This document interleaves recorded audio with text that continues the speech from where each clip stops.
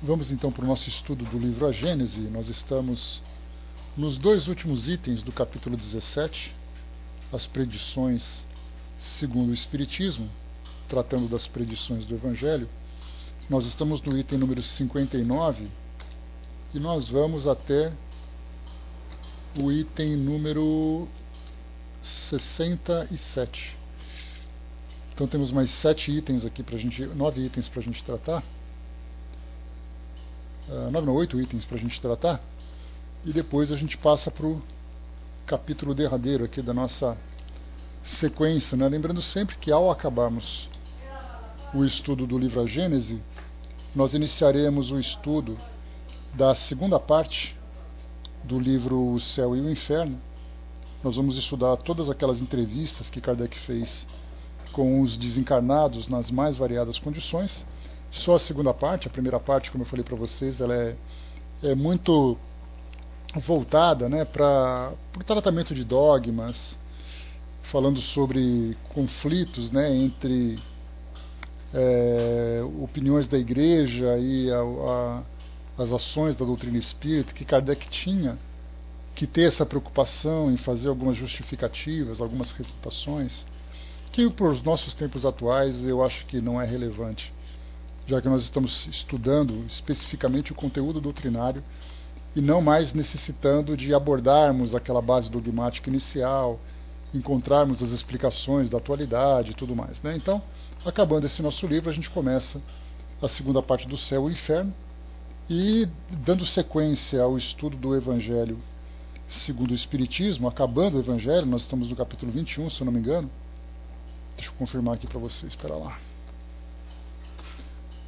Estamos no capítulo 20, e do 20 nós vamos até o 28, e terminando então o estudo do Evangelho, nós iniciaremos o estudo das obras de Dona Ivone do Amaral Pereira, né, os 3 livros importantes, né, do acervo que ela disponibiliza para todos nós.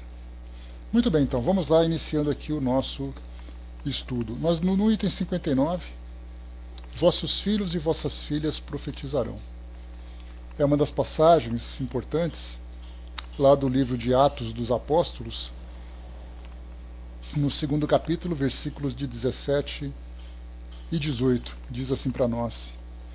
Estamos tratando ainda das predições do Evangelho, né? Lembrando que essas predições poderiam ser chamadas também de profecias do Evangelho, em que o próprio Jesus, todas elas ditas por Jesus, falava sobre tudo aquilo que o futuro nos reservaria, nas mais diversas situações envolvendo as questões de transformações espirituais. Nesse caso em especial, vossos filhos e vossas filhas profetizarão. Uma passagem importante que tratava exatamente das gerações que viriam no futuro, apresentando uma faculdade especial. Não mais casos excepcionais como os profetas do passado, onde eram vistos como enviados, como emissários especiais do mundo espiritual, ou emissários de Deus, para servirem de intermediário. E para isso, então, eles acabaram se destacando como grandes personalidades da história do judaísmo, inicialmente, e naturalmente como herança que nós acabamos recebendo também do próprio cristianismo, já que o cristianismo seguia os mesmos preceitos, né, do judaísmo. Então, tanto que Jesus disse que ele veio só confirmar a lei, né, a lei dos profetas e tudo mais. Então, ao falar que vossos filhos e vossas filhas profetizarão, ele já não colocava mais uma personalidade como sendo esse intermediário entre o mundo espiritual, mas mostra vossos filhos e vossas filhas, trata de um modo genérico da capacidade que as gerações futuras teriam de ter essas visões do mundo espiritual, essas visões futuras, e muito mais do que isso, não apenas relacionados a profecias, mas a própria faculdade de perceber o mundo espiritual de um modo diferente. Então não teríamos mais livros escritos ou grandes histórias, grandes sagas escritas com o nome dessas personalidades. Seria algo tão comum que já não veríamos mais como um elemento fantástico, mas simplesmente como algo que vem a fazer parte da nossa natureza. Então, nessa passagem diz assim para nós: nos últimos tempos, e quando se fala em últimos tempos, nós veremos exatamente no próximo item, no último item desse nosso capítulo, falando sobre o juízo final. Então nós estamos tratando agora de assuntos que tratam de uma questão extremamente delicada, devido às alegorias, né, que envolvem esse tema, sobre fim de mundo, juízo final, julgamento, os últimos tempos. Então esses são nomes que na nossa atualidade nós temos percebido que são assuntos vistos de modos diversos e bastante equivocados também. Como nós falamos, né, no capítulo anterior, deixa eu pegar aqui, no item anterior que nós lemos, que é sobre sinais precursores, só lendo aqui para a gente recapitular, né? Mateus 24. Vós ouvireis também falar de guerras e rumores de guerra, mas tratai de não vos perturbar, uma vez que é preciso que essas coisas aconteçam. Porém ainda não será o fim, pois ver-se-á o povo levantar-se contra povo, reino contra reino, e haverá pestes, fome e tremores de terra em diversos lugares. E todas essas coisas serão apenas o começo das dores. Então são informações bastante perturbadoras, né, com aquele conteúdo apocalíptico. E aí então nós começamos a ver nessas últimas mensagens, e com certeza não foi à toa, que Allan Kardec deixou para o final, para tratar desses temas, para que pudesse explicar exatamente o que seriam esses últimos tempos. Então, últimos tempos para quê? Aí falamos da destruição, falamos da transformação, falamos de julgamento, cada um dando uma visão diferente.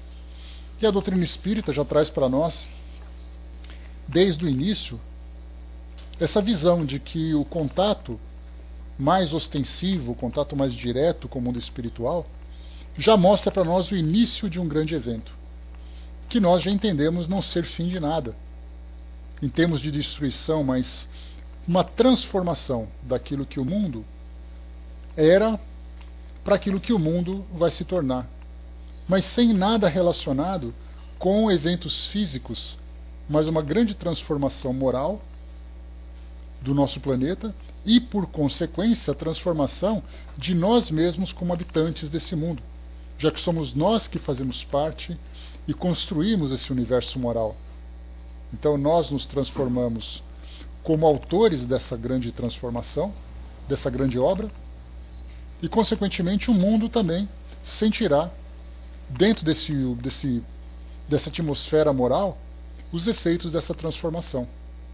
Então a doutrina já fala para nós sobre transição planetária, sobre mudanças na nossa conduta, no nosso entendimento, mas antes que haja essa mudança, nós primeiro precisamos quebrar um modo de vida sistemático que nós temos adotado, de apego ao mundo material, de individualismo, de egoísmo.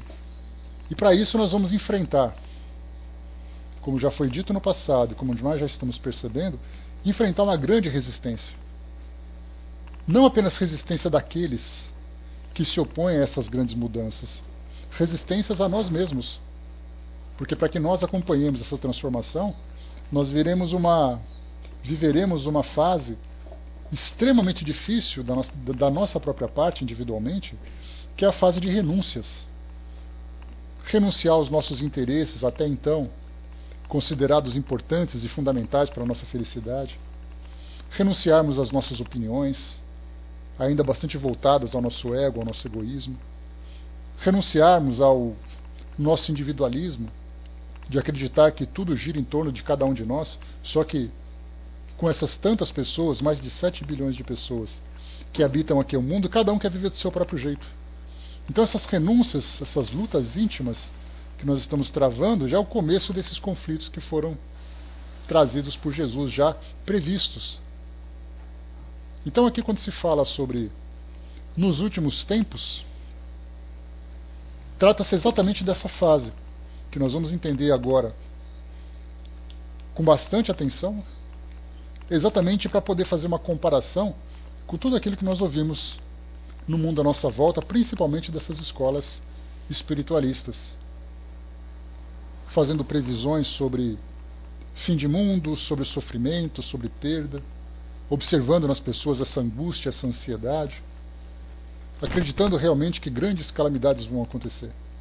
E como nós falamos, né, as calamidades, especialmente físicas, dentro dos fenômenos naturais, ou mesmo as guerras que vêm acontecendo, não é algo exclusivo dos tempos atuais. É algo que vem acompanhando a humanidade geração após geração. A única diferença é que nós temos agora mais pessoas habitando o mundo, consequentemente nós temos mais problemas. Dá para imaginar, por exemplo, fazendo uma comparação com os centros urbanos. Comparar uma cidade que tem ali 500 mil habitantes, como muitas que nós encontramos pelo mundo afora, administrar uma cidade como essa, né, não apenas com relação à sua estrutura, mas os problemas também que são enfrentados, colocando 500 mil pessoas no mesmo ambiente, já é difícil. Aí nós imaginamos uma cidade como São Paulo, com quase 15 milhões de pessoas. A diferença de 500 mil que tem seus problemas, porque alguém roubou a galinha, porque a ponte caiu, porque algo aconteceu de perturbador, e uma cidade como São Paulo, por exemplo, com 15 milhões. Dá para imaginar a quantidade de problemas que vão surgindo. Então o nosso planeta viveu e vive essa mesma transformação. No passado, uma quantidade menor de habitantes, significa que nós tínhamos problemas também em menores quantidades.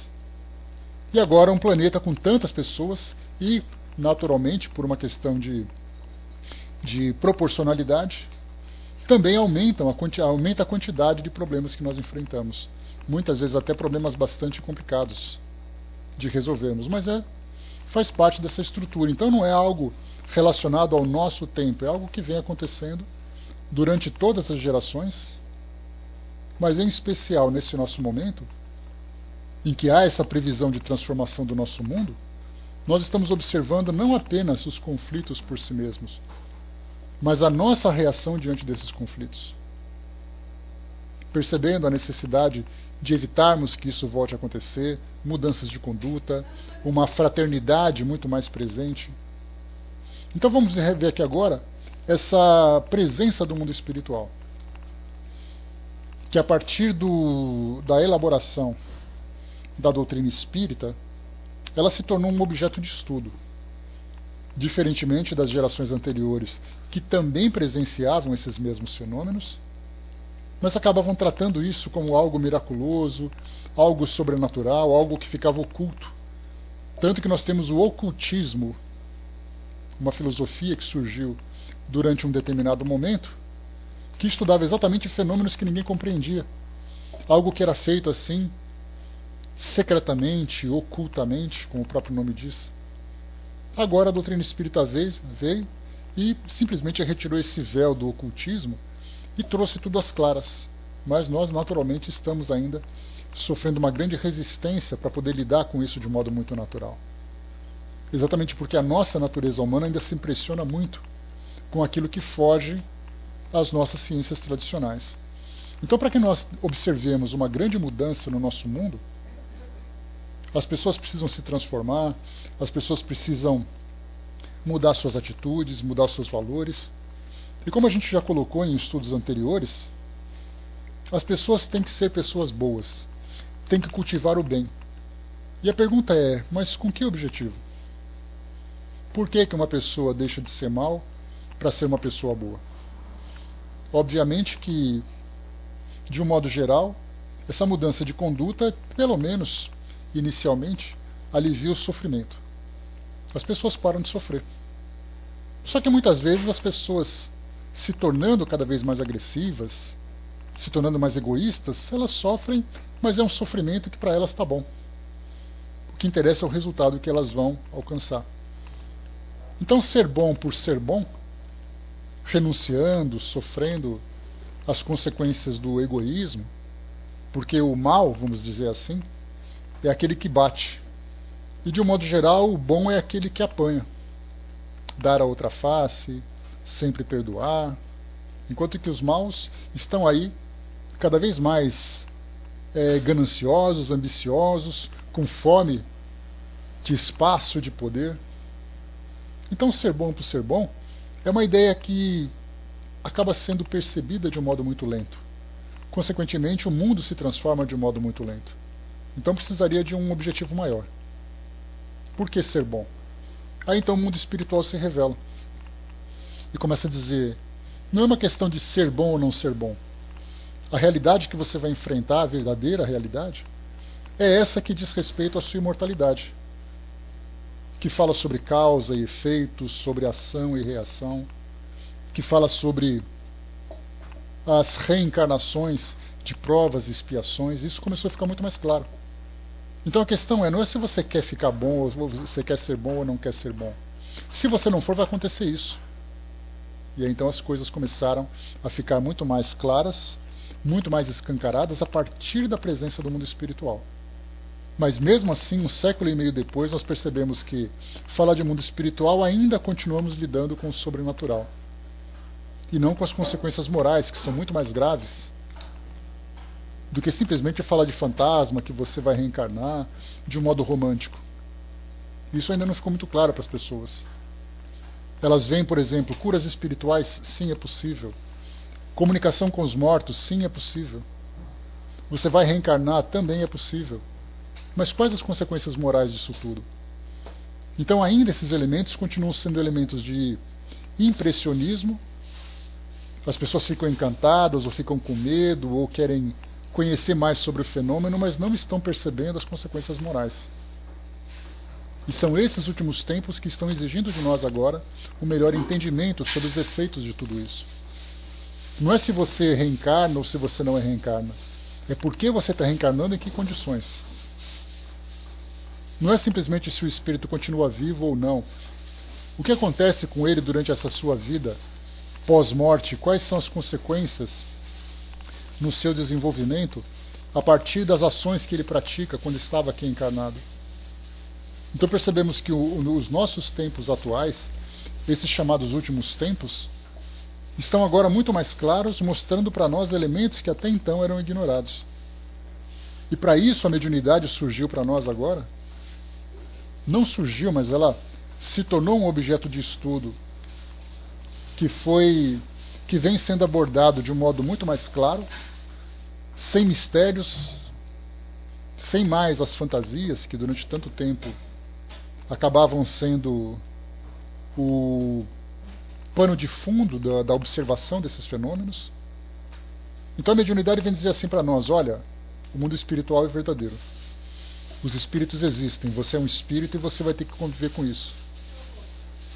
E para isso, esse elemento, a mediunidade, foi então e vem sendo estudado então de um modo muito mais claro, de um modo muito mais técnico, e fazendo com que as pessoas simplesmente se manifestem a partir das faculdades de que elas são dotadas. No passado as pessoas ocultavam isso, tinham medo de falar até mesmo dentro de casa. Hoje falar que é médium é algo natural, mas as pessoas não perceberam ainda as consequências morais disso. Ou falam isso como uma maldição, ou falam isso como sendo um presente para enaltecer o próprio ego. Mas a mediunidade mostra a realidade do mundo espiritual, dizendo para nós: é isso que nós estamos vivendo agora. E isso tudo foi predito então no passado. No livro de Atos dos Apóstolos, então, nós temos aqui: nos últimos tempos, diz o Senhor, espalharei do meu espírito sobre toda a carne. Vossos filhos e vossas filhas profetizarão. Vossos jovens terão visões, e vossos velhos terão sonhos. Nesses dias, espalharei do meu espírito sobre meus servidores e servidoras, e eles profetizarão. Então a ideia inicial aqui é de profecia, de você adivinhar aquilo que vai acontecer no futuro.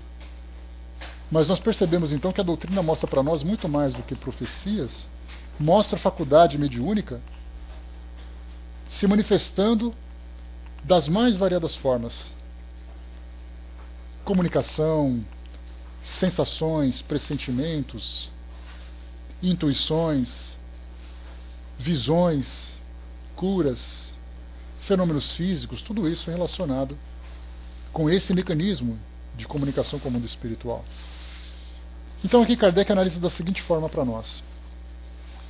Se considerarmos o estado atual do mundo físico e do mundo moral, as tendências, as aspirações, os pressentimentos das massas, a decadência das ideias antigas que se debatem em vão, há um século contra as novas ideias, não se pode duvidar de que uma nova ordem de coisas se separa e que o velho mundo chega ao seu fim. Então aqui Kardec já dá para nós uma visão. Naturalmente é o seu ponto de vista relacionado com essas informações do passado, que para nós é um ponto de vista lógico. Como eu sempre falo para vocês, a gente não precisa concordar com tudo que Kardec disse. Aliás, não precisamos concordar com nada do que ele disse. Mas se nós tivermos o bom senso de analisar aquilo que é falado, nós podemos chegar às mesmas conclusões. Ou algumas vezes até divergir. Desde que nós cheguemos a conclusões mesmo diferentes, baseadas na lógica, no bom senso, na boa vontade de fazer aquela análise. Então concordamos que o velho mundo está chegando ao seu fim e que o novo mundo começa então a se manifestar para nós. Esse novo mundo, naturalmente, é um novo mundo moral. Mas a gente olha para o mundo hoje e fala assim, nossa, mas tanta corrupção, tantas guerras, tantos problemas que nós enfrentamos, como é que nós podemos entender isso como sendo o início de um novo mundo? As doenças, para serem tratadas, elas precisam apresentar os seus sintomas. Então nós podemos dizer que, analisando de um modo geral, todos os problemas que estão descancarados agora, que estão se escancarando, são problemas que estão surgindo para chamar a nossa atenção e nos forçar a tomar decisões diferentes. Com relação a essas novas, a nova geração que vem surgindo, ou a essas mudanças do nosso planeta, para nós fica ainda a título de revelação. Nós entendemos que o mundo está se transformando, porque os espíritos vieram dizer para nós, preparem-se porque o mundo vai se transformar. Mas os mesmos problemas que nós vemos hoje, gerações anteriores também viram. E nós perguntamos, então, quando que o mundo começou a mudar exatamente? No século XXI, no século XX, no século XIX, XVIII? Quando exatamente? Então nós agora estamos lidando com os nossos problemas, com os problemas da nossa geração, mas já vendo as consequências de um modo diferente. Pensando exatamente nessas grandes mudanças. E não simplesmente sofrendo e depois o futuro seja o que Deus quiser. Para nós o futuro não é o seja o que Deus quiser.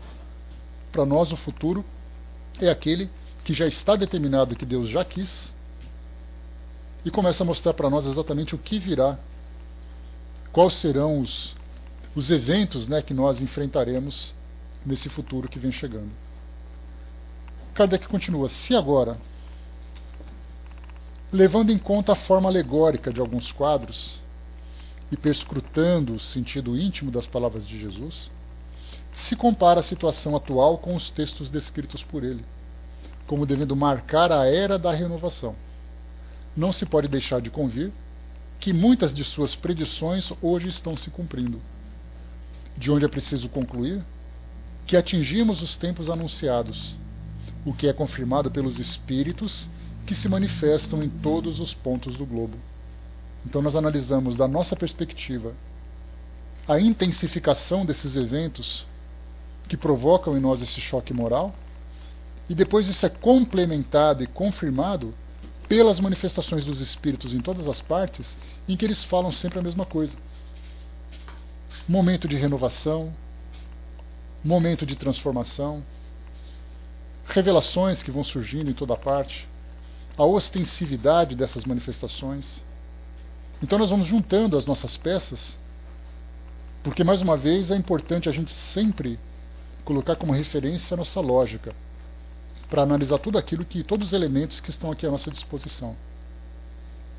Para formarmos o nosso raciocínio em torno de questões espiritualistas, já que isso não pode, você não encontra uma confirmação técnica de algo relacionado ao mundo espiritual, como a própria doutrina foi elaborada, foi então utilizada uma ciência de observação. Então nós analisamos os eventos, levantamos as nossas hipóteses, fazemos as nossas experimentações e chegamos depois às nossas consequências, ou às nossas conclusões. Então esse passo a passo de observação é algo que é também importante de ser aplicado agora. Se nós não construirmos dentro de nós essa linha de pensamento para dizermos assim, olha, eu tenho convicção de que as coisas são assim porque eu analisei os elementos. Se nós não processarmos isso de uma forma adequada, nós cairemos no dogma. O que é o dogma? Eu falo para vocês que o mundo vai se transformar e vocês acreditam em mim. Se aparecer alguém mais convincente e cantar uma outra música para vocês, vocês vão dançar da forma como ele canta. Porque simplesmente vocês não tiveram base, ou nós não tivemos base, lógica para aceitar ou negar uma informação. Que é o que a gente lamentavelmente observa muito hoje no mundo, que aceitam então as revelações, ou entre aspas, né, as supostas revelações que são hoje apresentadas, assim como também as diversas interpretações que nós encontramos por parte daqueles que se incumbem dessa função. Os pastores, os padres, sacerdotes, palestrantes, cada um fazendo a sua interpretação. Então eu faço a minha interpretação e passo a ideia. A ideia é simplesmente absorvida por aqueles que são seguidores, sem sequer processar a informação. Então Kardec coloca, de onde é preciso concluir, que atingimos os tempos enunciados, o que é confirmado pelos espíritos que se manifestam em todos os pontos do globo. Então nós estamos nessa paisagem que começa a se formar à nossa frente, é aquele quebra-cabeça, em que cada estudo, cada livro, cada comunicação, cada evento que nós observamos é uma pecinha que vai se encaixando. Então conforme a gente vai construindo esse raciocínio, essa convicção vai se formando gradativamente dentro de nós. Algumas vezes faltam peças, porque o quebra-cabeça que eu estou montando para vocês, embora nós tenhamos a ideia de que todos veem a mesma paisagem, muitas vezes as peças que faltam para mim não faltam para vocês. E as peças que faltam para vocês eu já consegui conquistar. Porque cada um de nós tem uma experiência muito particular. Como foi colocado nessa mensagem inicial do Paulo Goulart, baseado no livro Sinal Verde, de André Luiz, ele comentou no final aqui que as opiniões das pessoas a respeito de um problema dependem do conhecimento, das experiências que ela tem. Para eu fazer uma análise de um evento, qual é a bagagem que eu tenho para sustentar as minhas ideias? Vivi numa família diferente, numa cidade diferente, com experiências diferentes, em tempos diferentes, sofrendo influências diferentes, como é que nós vamos ter sempre a mesma opinião? Se cada um percorrer um caminho diferente. Então nós estamos todos construindo esse cenário. Cada um com os elementos que estão ali à sua disposição. Alguns com mais peças, outros com menos peças. Alguns com peças repetidas, outros com peças inéditas. Mas o importante é que esse processo de construção dessa paisagem é resultado do nosso raciocínio, do nosso estudo.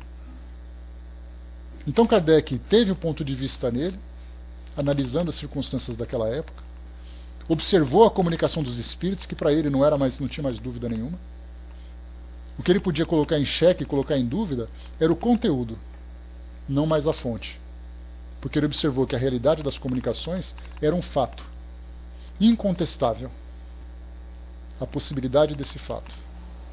Daí depois ele simplesmente vai analisar quem é o médium, se o médium é o médium legítimo ou não, se o espírito fala algo racional ou simplesmente uma opinião pessoal. Mas o fato da comunicação em si já não tinha mais dúvida nenhuma. Assim como nós que estudamos a doutrina espírita, com tantas fontes de informações, né, de informação relacionadas com esse tema, nós também não temos dúvida mais. Perguntar para um espírita, você tem dúvida de que é possível a comunicação com o mundo espiritual? Se alguém tiver alguma dúvida, está com algum problema. Aí vai ter que mudar de escola filosófica, porque para nós esse fato já é determinante. O conteúdo é que a gente vai absorvendo. E aí então Kardec coloca que para poder estudar esse conteúdo, essas comunicações, como ele diz assim, o que é confirmado pelos espíritos que se manifestam em todos os pontos do globo. O que ele quer dizer com isso? Aquele método que ele utilizou, controle universal dos ensinos dos espíritos. A razão acima de tudo. Analisar uma única mensagem, a gente pode colocar em dúvida aquilo que o Espírito fala, colocando em dúvida inclusive o próprio Espírito. Já quando nós temos milhares de opiniões, é possível fazermos uma filtragem, começarmos a unificar algumas ideias e depois tirarmos as nossas conclusões. E isso não é definitivo, não é porque os Espíritos estão falando que algo vai acontecer que nós temos que simplesmente acreditar. Nós vamos juntar isso, imaginando naquele processo jurídico de um julgamento. A opinião dos Espíritos é uma evidência que nós temos para poder juntar. A observação dos fatos à nossa volta é um outro elemento. A gente vai colocando tudo isso dentro da pasta. E depois distribuímos em cima de uma mesa e começamos a juntar cada uma dessas peças para poder chegar às nossas conclusões. As ideias que nós trocamos uns com os outros o tempo todo. Muitas vezes aquilo que eu apresento para vocês não vai ao encontro daquilo que vocês pensam e de repente uma outra fonte trouxe uma ideia semelhante, é assim que a gente vai montando tudo. E aí nós vamos observando que realmente tem alguma coisa acontecendo no nosso mundo. Essas manifestações, a intensidade desses eventos, posso não ter certeza. Você tem certeza que essa fase é uma fase definitiva para todos nós? Olha, certeza eu posso não ter, mas com tudo aquilo que está apresentando, eu estou bastante influenciado por essa ideia. Sem medo de querer fechar um raciocínio. Porque a dúvida para nós é, a princípio, um sinal de fraqueza, é essa impressão que dá. Porque forte é aquele que é convicto. Fraco é aquele que não tem certeza. Muitas vezes o mais fraco é aquele que não tem convicção. Porque se fechou dentro de uma ideia e não é capaz de abrir a mente para mais coisas. Então a dúvida é para nós um processo de aprendizado. E nós estamos tentando solucionar as dúvidas que vão surgindo para nós através desses estudos intensos. Kardec continua no item 61. Assim como vimos, capítulo 1, item 32, coincidente com outras circunstâncias, olha só que interessante Kardec coloca, aquilo que foi apresentado lá nos caracteres da doutrina espírita, a informação geral que os espíritos trazem para nós, a concordância universal, coincidente com outras circunstâncias, que é exatamente aquilo que a gente falou. Kardec não se baseou naquilo que os espíritos falaram. Vamos pegar aquilo que os espíritos falaram e juntar com outros elementos para formar uma ideia geral. E então ele diz assim como vimos no capítulo 1, item 32, coincidente com outras circunstâncias, o advento do Espiritismo realiza uma das mais importantes predições de Jesus, pela influência que deve forçosamente exercer sobre as ideias. Além disso, ele é claramente anunciado no que foi narrado nos Atos dos Apóstolos. Nos últimos tempos, diz o Senhor, derramarei do meu Espírito sobre toda a carne. Vossos filhos e vossas filhas profetizarão. É o anúncio inequívoco da vulgarização da mediunidade, que presentemente se revela em indivíduos de todas as idades, ambos os sexos, de todas as condições, e em consequência da manifestação universal dos espíritos, uma vez que sem os espíritos não haveria médiuns. Conforme está dito, isso acontecerá nos últimos tempos. Ora, visto que não chegamos ao fim do mundo, mas ao contrário à sua regeneração, devemos entender essas palavras como os últimos tempos do mundo moral que chega ao fim. Então vamos analisar com cuidado então esse parágrafo. O anúncio inequívoco da vulgarização da mediunidade. Vulgarização, a gente lembra sempre, é uma ideia que se dissemina no vulgo. Vulgo é algo que diz respeito à população, ao comum, ao geral. Então a mediunidade deixou de ser aquele cerimonial secreto que no passado se praticava. A gente estudando o livro Depois da Morte, Leon Denis fala logo no primeiro capítulo que muitas dessas grandes revelações, desses grandes fenômenos, aconteciam apenas diante dos iniciados. Somente eles tinham a exclusividade de presenciar aquilo que era secretamente apresentado. Já o resto da população pegava aquilo que era possível de ser transformado em informação geral, de ser vulgarizado. Hoje, quando se fala em vulgar, é algo pejorativo, né? Como muitas muitas expressões do passado que perdem o seu sentido legítimo e acabam tomando um outro sentido. Assim como a gente já conversou, né? Idiotia, cretinismo, que hoje é uma expressão de ofensa, no passado era simplesmente um diagnóstico médico. Então algo que é vulgar é algo que diz respeito ao conhecimento geral, ao conhecimento da sociedade comum.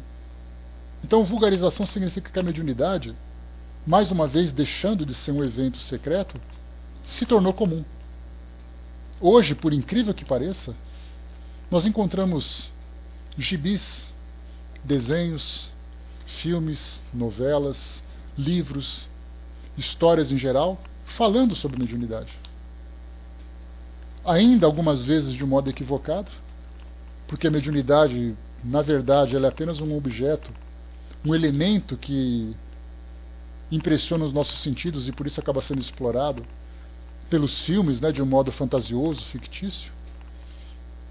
Mas, de um modo geral, a mediunidade é vista de um modo muito sério. Tanto assim que assusta.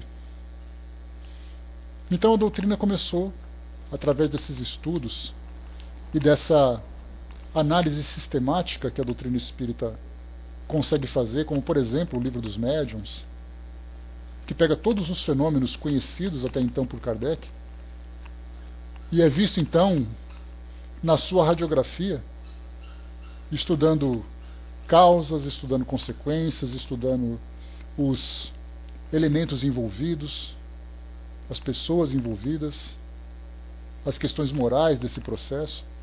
Isso você encontra em qualquer livraria.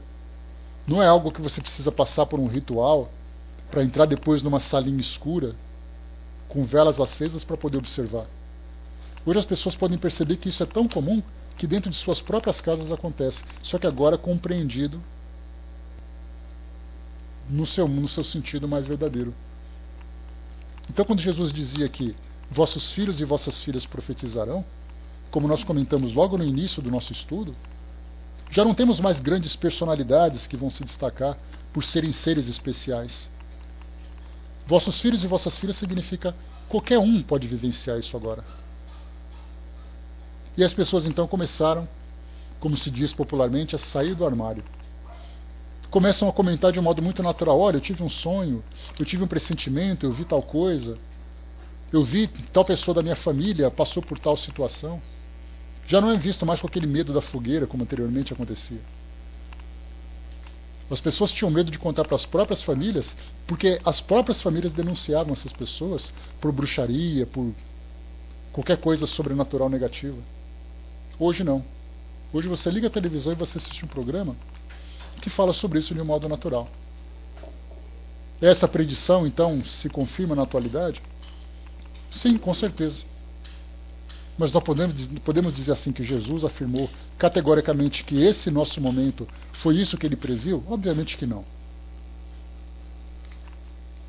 Mas se dizia que no futuro as coisas seriam muito mais claras nesse sentido, nós estamos vivendo isso agora. Dessas 3, 4, 5 últimas gerações para cá, todas elas estão presenciando isso. Cada geração, naturalmente, de acordo com o conhecimento que tem, fazendo uma interpretação específica.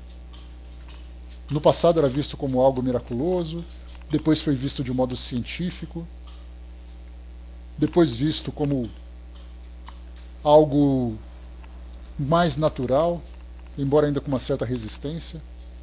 Mas certamente a nossa época é uma época que nós estamos vivendo diferente de todas as épocas anteriores.